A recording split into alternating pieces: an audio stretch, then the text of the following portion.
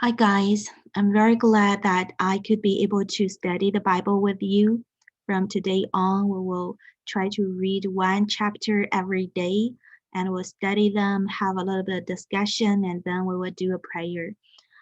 First of all, I would like to remind you that everybody need a Bible. If you don't have one, it's okay. Just find the website www.biblegateway.com and you will find all sorts of versions of the Bible. I usually pick up the NIV version, and some other people prefer the amplified version. These are the most popular versions. I do not recommend the King James Version because a lot of English there are old English and very difficult to understand. Okay, we will start. First of all, we will start with our first chapter, Genesis, the first one.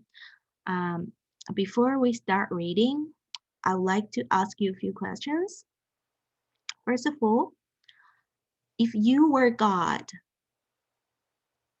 and you were given only 6 days to create the earth, what would you create first and what next in each day?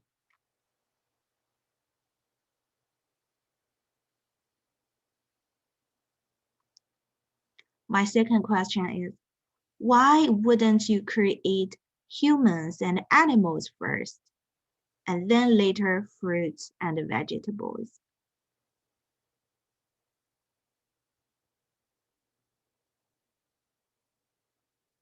Question number three, how would you create things that did not exist?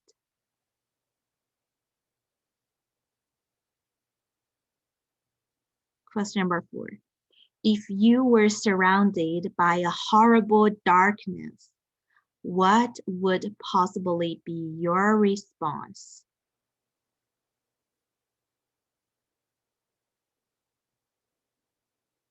Question number five, how did God make changes to the formless darkness? If you don't know the answer, it's okay. We will read the Bible and you will know. Question number six, did human beings help God in the creation?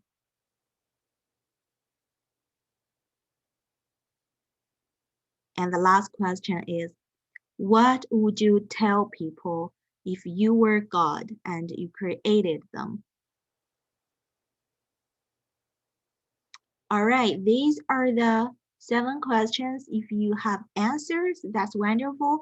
If you don't, you still have time to think about it while you're reading the Bible. Now, let's turn to chapter 1, Genesis 1, and read the Bible loudly. I would prefer you to read aloud and read carefully, think about it, and we will have a discussion later after your reading. Oops.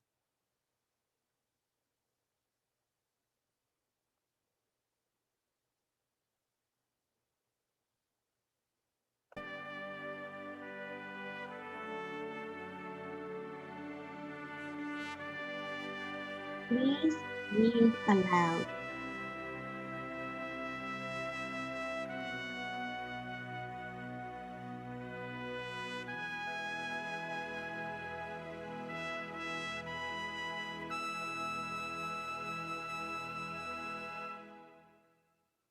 The Book of Genesis, Chapter 1. In the beginning, God created the heavens and the earth. The earth was empty, a formless mass cloaked in darkness, and the Spirit of God was hovering over its surface. Then God said, "Let there be light," and there was light. And God saw that it was good.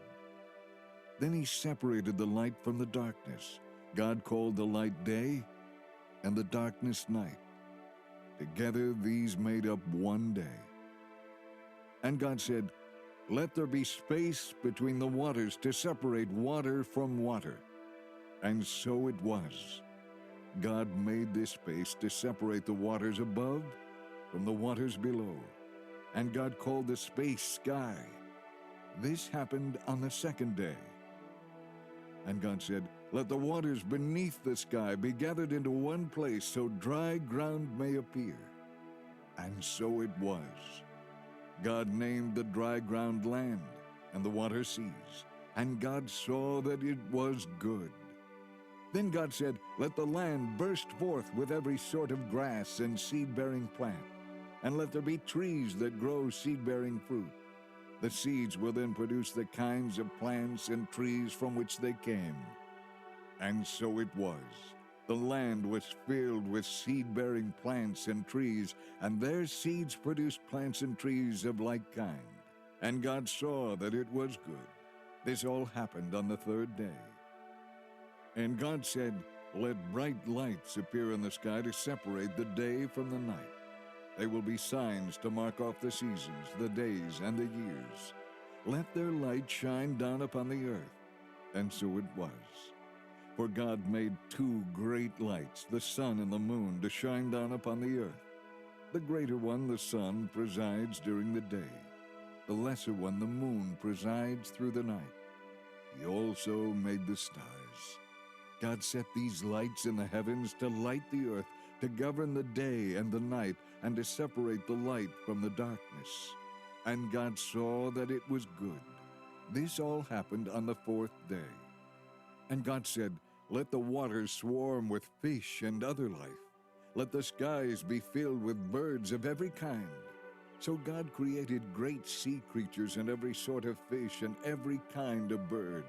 And God saw that it was good. Then God blessed them, saying, "Let the fish multiply and fill the oceans. Let the birds increase and fill the earth." This all happened on the fifth day. And God said, "Let the earth bring forth every kind of animal, livestock, small animals, and wildlife." And so it was.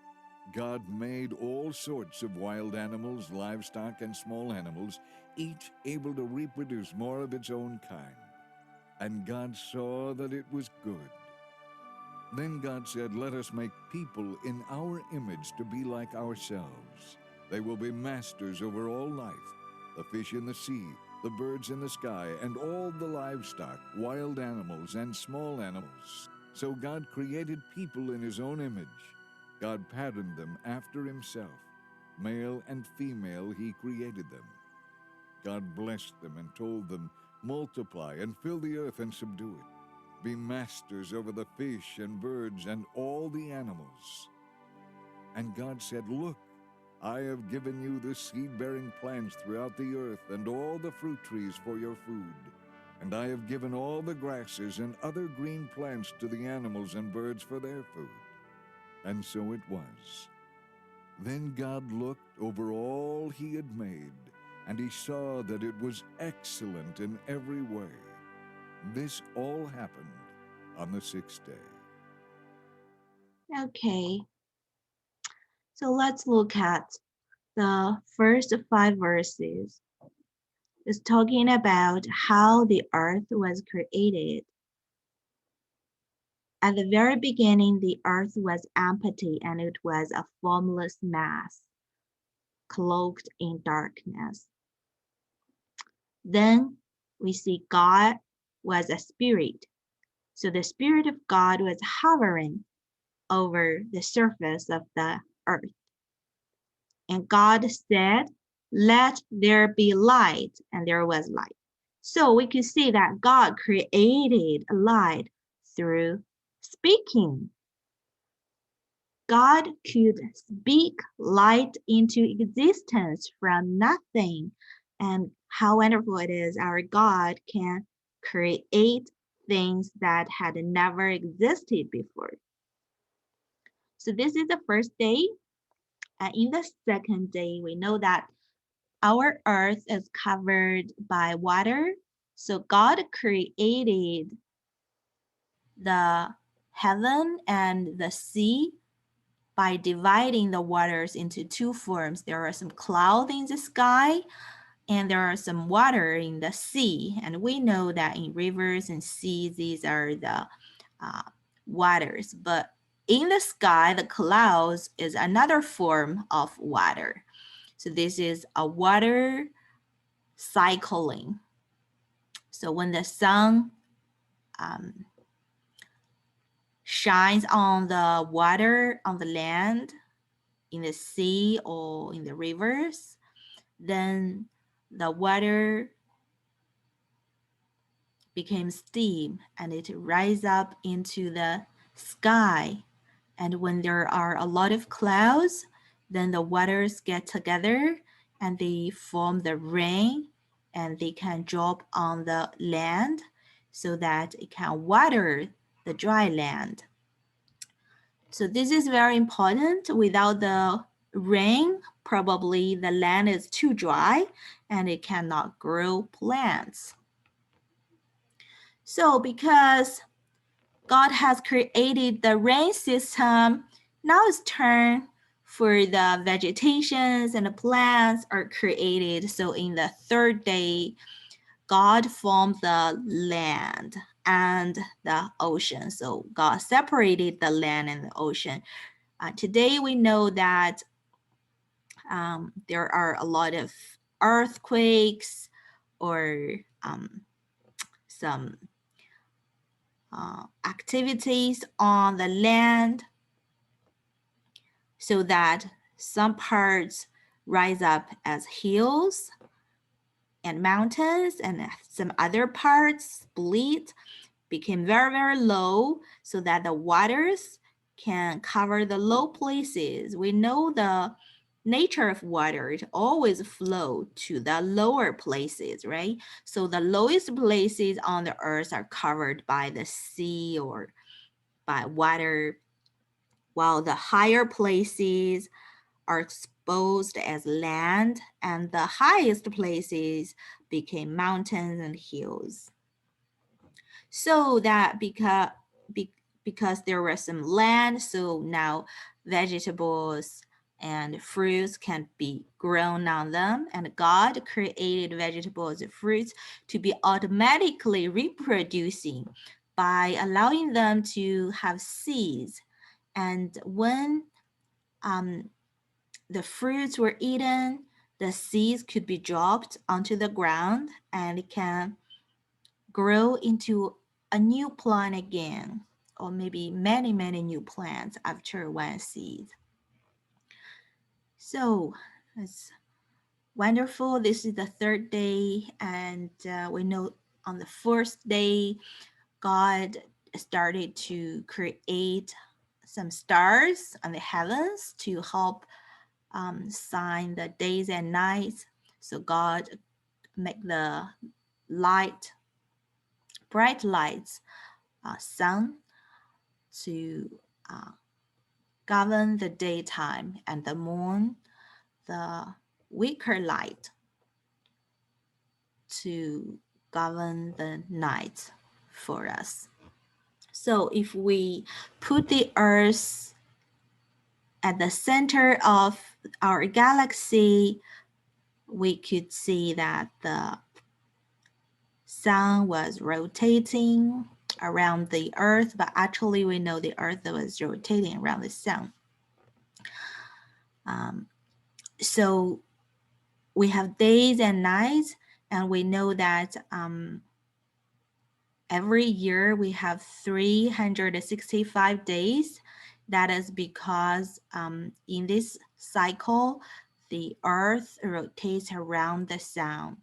So with the sun as a sign, it is easy to mark a year. And also sun for days, moon for nights, they can mark day and night. And there are also some stars in the galaxy so that they can mark the different seasons or cycles of some specific cycles, I'm not sure, for human beings. So with moons, we are also able to mark a year in 12 different months. So every year have 12 months. These are marked by the wind and um, weight of the moon. All right. So this is the first day with the mark of the signs on the sky. It's easy for us to know the year and to know the seasons, and it is easy for us to know that the crops are grown according to its season. So on the fifth day, God created sea creatures and all sorts of birds in the sky, and God let them multiply.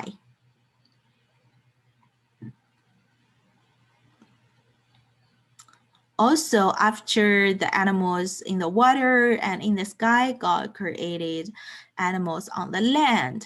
I would assume these kind of animals are uh, more advanced than the previous ones, and they may develop more complex system. So God created livestock, small animals, and wildlife on the land. And the last step is the creation of human beings.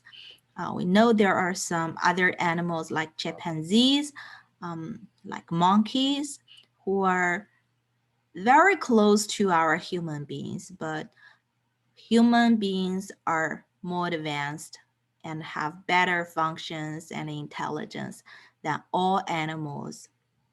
So, um, the last animal, which is human being, is a little bit different from all the other animals because God said that um, He wanted human beings to take charge of all the other living things.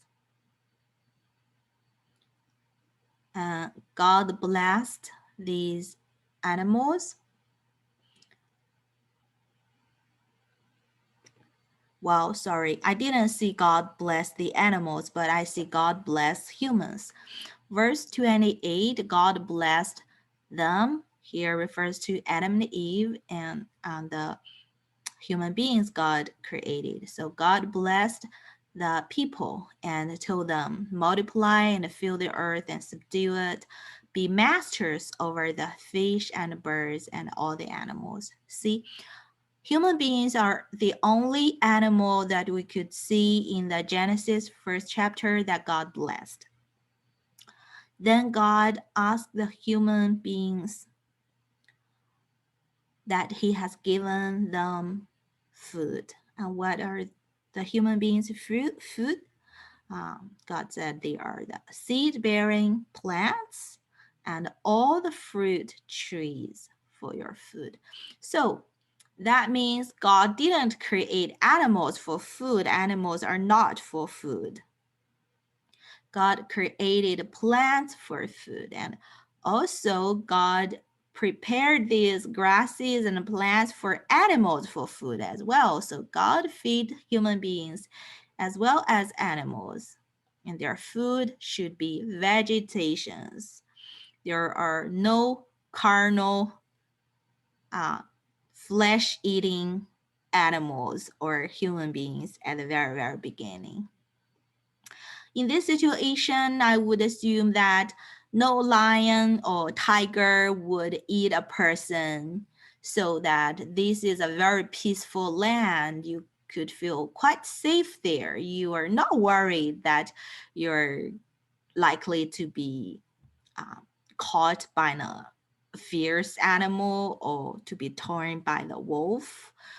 I assume at the very beginning, nothing such as this cruelty would happen. So these are the 6 days, and God created everything in 6 days. Now let's return back to our previous questions and think about them again. Question number 1. What did God create in the 6 days? Did you remember? God created light, separated waters, then created seed-bearing vegetations, and then God created the sun, the moon, and the stars to mark the seasons for us. Then God created the fish in the water, the birds in the sky, and the animals on the land. After everything, God created human beings and blessed them. Question number 2. What was the sequence of God's creation every day? As I just mentioned before. Which was created first and what next and why? So we could see that God created everything step by step. And every step is a preparation for the next step, right? You cannot create human beings first to let the humans help God, because humans may starve before the fruits or vegetables are created. So vegetables and fruits must be created before any animals, so that fish, birds, and wildlife, human beings could all feed on these vegetations. And you cannot create any vegetation before you create the land. You have to have the land to let them grow. And you cannot let the vegetations grow before there were rain to water them or rivers. So it's important that God created the land, the rivers, the rain system before he created the vegetations. So we could see that our God is very smart, intelligent, and he created everything step by step, from the conditions, surroundings, environment, the next group needs, then to the final creation. After he created human being, God didn't create anything more than that. Why? Because this is God's ultimate aim. He reached his goal. That is the creation of human beings. All the other things are preparations. Everything is for the human beings. That's why we see that we human beings are actually the king of the earth, and we're the center of the earth. Everything's prepared for us. So God loves us, right? Yes. So number 3, how did God create everything from nothing? Very easy question. God created things by speaking. Before the earth has any vegetation or land, there was nothing. It was darkness. And God spoke to the darkness so that things began to change. Speaking is super important, and speaking is how God created everything and how God changed everything. So we human beings are made in the likely image of God.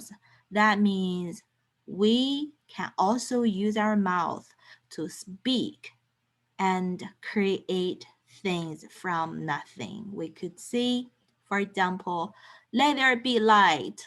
Then we will feel warmth, light, kindness, love, and we can uh, surpass our surroundings. Question number 4. How did God like everything he created? Yeah, every day after God created everything, he said that he thought it was good. So God liked everything he created, right? God was satisfied with them. And whenever God completed a piece of work, he was happy with it. Question number 5. How did God bless human beings? Did you still remember? God asked the human beings to take charge of all living creatures, to be the king, to rule over the world. And also, God asked human beings to multiply, give birth to babies, and fill the earth, right? And question number 6, why did God lift up human beings above all living creatures? Why?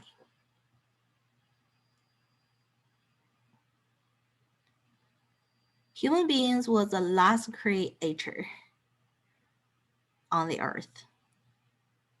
And God created human beings in God's image. So we are much more connected with God than any other animals. I'm not sure if the other animals could worship God, but definitely human beings are created to worship God, to have connection with God, and to reflect the glories of God. Human beings are so special and so blessed. And human beings have the authority from God. God gave human authority to be the manager of the earth because we're representing God. We have the image of God. We are God's children. Question number 7. What did you know about God after reading Genesis 1?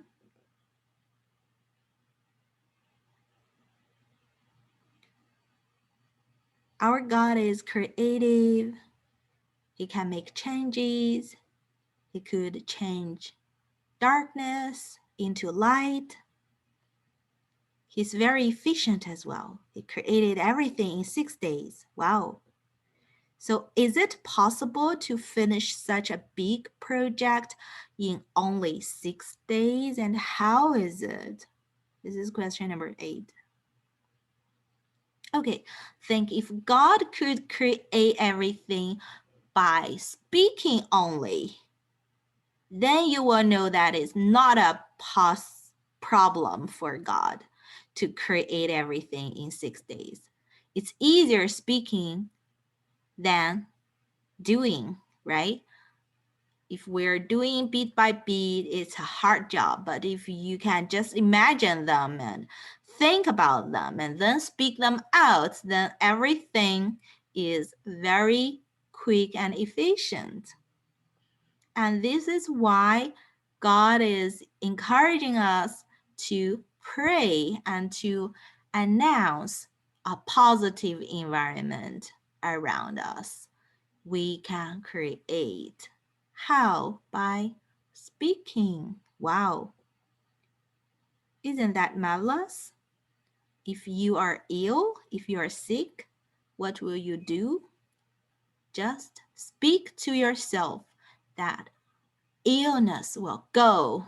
I will be healthy. Isn't that easy? In less than 1 minute, you can change your situation. Okay, that's all for our first reading. Now I would like you to have a little bit meditation. Think about what you read in the first chapter in Genesis. And what would you like to say to God? Close your eyes, bow your heads, and pray to God.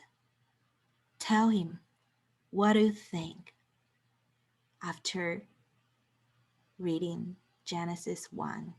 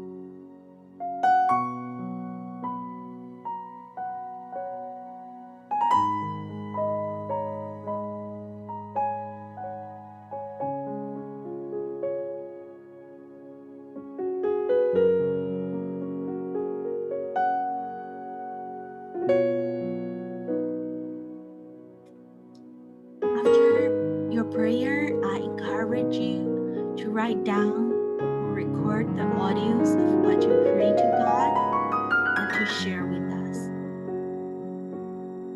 You're welcome to listen to my prayer I shared on YouTube.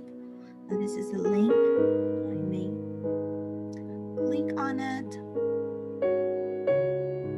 or copy paste this link. I'm going to share it in the description area so that you can copy paste them and check my prayer.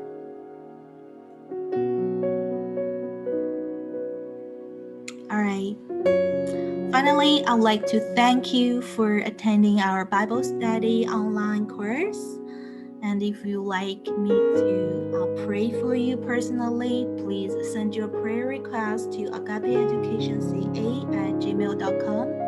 You're also welcome to join us in our WeChat group or to join us in our Telegram group. This is our address. We're expecting you. God bless you. I love you and Jesus loves you. Goodbye and have a good night.